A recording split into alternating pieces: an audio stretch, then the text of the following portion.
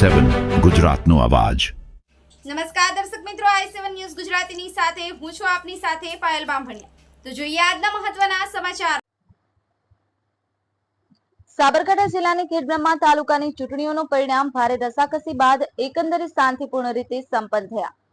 ખેડબ્રહ્મા તાલુકાની 37 ગ્રામ પંચાયતોની યોજાયેલી ચૂંટણીના પરિણામ માટે તારીખ 25 જૂનના રોજ સવારથી જ ઉમેદવારોની સાથે સાથે ટેકેદારોનો જમાવડો જોવા મળ્યો હતો। જેમ જેમ ઉમેદવારો વિજય બન્યા તેમ તેમના ટેકેદારો બહાર પુલાર અને ગુલાલ લઈ અને તૈયાર જ રહ્યા હતા।